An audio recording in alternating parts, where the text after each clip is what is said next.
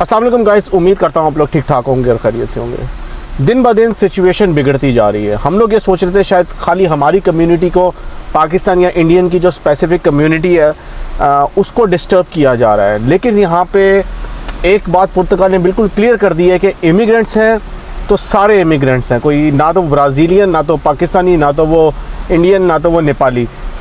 Immigrants को उन्होंने एक लाइन में खड़ा कर दिया है। मैं एक न्यूज़ लगा रहा हूँ ऊपर, ठीक है, ये आज की ब्रेकिंग न्यूज़ है। 3000 नेपालीज जो हैं उनको कंट्री आउट दे दिया गया है और पहली बार ऐसा हुआ है कि डायरेक्ट जो है इमिग्रेशन ने नेपाल एम्बेसी को इन सब के नाम और डेटा दे दिए कि भाई हमने इनको दे दिया कंट्री आउट, तो आप अपने तरीके से इनको बोलेंगे कंट्री को लीव कर दें, नहीं तो फिर हम एक्शन लेके इनको डिपोर्ट करेंगे। तो first time in the history ऐसा हुआ है कि पुर्तगाल ने खुद एम्बेसी को अप्रोच करके कहा है कि आपके ये 3000 बंदे हैं जिनको कंट्री आउट मिला है, इनको आप खुद भेज दें, नहीं तो फिर हम भेजेंगे। आज तक ऐसा नहीं हुआ कि पुर्तगाल की हिस्ट्री में कोई डिपोर्ट हुआ हो, और अब इन्होंने डेपोटेशन भी शुरू कर दी है, ठीक है। और दूसरी चीज़, अभी तक ये क्लियर नहीं हो सका कि प्रॉपर रीज़न क्या है इनको कंट्री आउट देने का, लेकिन ये ज़रूर पता है कि 3000 जो ये नेपाली थे, इनकी फ़र्स्ट TRC की एप्लीकेशन सबमिट थी और 3000 की एप्लीकेशन रिजेक्ट कर दी गई है। किस बेस पे रिजेक्ट की गई है ये अभी क्लेरिफिकेशन नहीं दे सका इमिग्रेशन। हो सकता है विद इन अ वीक और कमिंग वीक में वो इसकी क्लेरिफिकेशन दे, क्योंकि हर चीज़ की क्लेरिफिकेशन देना बड़ा ज़रूरी है, रीज़न बड़ा ज़रूरी है, क्योंकि ये यूरोप है और यूरोप में आपको पता है ह्यूमन राइट्स बड़े स्ट्रॉन्ग है, तो क्लेरिफिकेशन और रीज़न देना बहुत ज़रूरी है।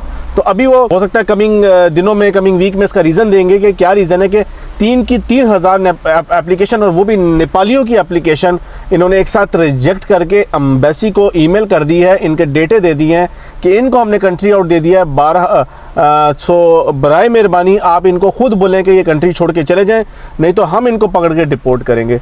तो भाई आज अगर ये नेपालियों के साथ हुआ है तो कल ये पाकिस्तानियों के साथ भी हो सकता है, परसों ये इंडियंस के साथ भी हो सकता है, श्रीलंकन के साथ भी हो सकता है, एशिया के किसी लोगों के साथ भी हो सकता है, ब्राज़ीलियंस के साथ भी हो सकता है, रोमानियन के साथ भी हो सकता है, जितने इमिग्रेंट वहाँ रह रहे हैं किसी के साथ भी हो सकता है। इस टाइम पुर्तगाल गवर्नमेंट किसी की नहीं सुन रही और वो सिर्फ और सिर्फ एक जज्बातपन में आके, एक इमोशंस में आके ये काम कर रही है, लेकिन इसके कॉन्सिक्वेंसेस सब जानते हैं कि क्या होंगे। इसके कॉन्सिक्वेंसेस बहुत डेंजरस हो सकते हैं। कल मेरी बात हो रही थी एक जानने वाले से जो कि पुर्तगाल के अंदर ही रहता है and he is well settled there. उसने भी मुझे ये बात बोला कि नज़ीर, जब पानी सर से ऊपर निकल जाएगा, मे बी 6 months 1 year, तो हम जैसे लोग भी छोड़ने पे मजबूर हो जाएंगे। देखिए, लेबर कैटेगरी के पास वैसे एक ऑप्शन है स्पेन की, वो जा सकते हैं, और जो पढ़ा लिखा तबका है, जो स्किल्ड माइग्रेंट है, वो यूरोप की किसी भी कंट्री में जाके वर्क परमिट लेके वहाँ पे चेंज करवा सकता है। तो ऐसी कोई बात नहीं है, घबराने वाली कोई बात नहीं है। अगर पुर्तगाल अपने दरवाजे बंद करता है, पुर्तगाल सख्ती करता है, कहता है मुझे इमिग्रेंट्स नहीं चाहिए, वेरी सिंपल, हम मुल्क छोड़ देंगे। हम कोई मतलब कि कोई ज़बरदस्ती तो नहीं बैठे हुए उस मुल्क में कि नहीं भाई हमें रहना है वरना हम मर जाएंगे इस मुल्क के बगैर, ऐसा तो नहीं है, ठीक है। अगर आपके पास क्वालिफिकेशन, आपके पास स्किल्स है, you can move to any country in the world, ठीक है। अगर आप पाकिस्तान से उठ के दुबई आए हैं, दुबई से उठ के इस्तांबुल आए हैं, इस्तांबुल से उठ के यूरोप आए हैं, तो आप किसी भी कंट्री मूव हो सकते हैं। लेकिन फिर मैं यही कहूँगा कि हम पुर्तगाल के साथ लॉयल हैं। हम आज भी कहते हैं हम पुर्तगाल के साथ लॉयल हैं, हम कल भी कहते थे हम पुर्तगाल के साथ लॉयल हैं, लेकिन at the end of the day अगर पुर्तगाल नहीं चाहता इमिग्रेंट्स रहें तो they have to be very clear, yes और नो। आप टिकट कराएं, वापस जाएं, वो हम फिर हमारी मर्जी है, हम कोई भी कंट्री चूज़ कर लें, हम कहीं भी चले जाएं, ठीक है। लेकिन अगर उन्होंने इमिग्रेंट्स को रखना है तो इस तरह के फिर काम उनको बंद करने पड़ेंगे। उनको एक प्रॉपर लॉ लाना पड़ेगा, भाई जन ये लॉ है, इस लॉ के थ्रू आप रहेंगे। जो एग्री करता होगा उस लॉ के थ्रू रहेगा, जो नहीं एग्री करता वो कंट्री छोड़ के चला जाएगा, वेरी सिंपल। लेकिन अभी गवर्नमेंट इधर उधर, इमिग्रेशन इधर उधर डामाडोल है, कोई नहीं इनको पता इन्होंने करना क्या है, ठीक है। 18,000 बंदे उठा के डिपोर्ट मार रहे हैं, 3000 बंदे उठा के कंट्री आउट दे रहे हैं, कोई रीज़न नहीं दे रहे, कुछ नहीं दे रहे। तो मतलब ये कोई जंगल का कानून नहीं है, ये यूरोप है, इधर ह्यूमैनिटी है। You have to give the reason कि भाईजान आप क्या चाहते हैं।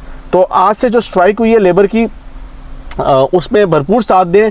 1 से 4 तारीख तक जो लेबर की स्ट्राइक है, इस पर फुल सपोर्ट करें, इनको अपनी पावर दिखाएं, पावर ऑफ इमिग्रेशन दिखाएं, ताकि इनको अपने लॉ को दोबारा चेंज करना पड़े और इनको अपनी जो है लहजे को थोड़ा नरम करना पड़े इमिग्रेंट्स के लिए, क्योंकि इस टाइम डिस्क्रिमिनेशन बहुत ज़्यादा होती जा रही है। रेसिज्म पुर्तगाल में बहुत फैलता जा रहा है और इसके सबसे बड़ा रिस्पॉन्सिबल शेगा है, इसका सबसे बड़ा रिस्पॉन्सिबल आंद्रे वेंतुरा है, जो लोगों के अंदर आपस में नफरत फैला रहा है। तो इस वीडियो को ज़्यादा से ज़्यादा शेयर करें। Thank you.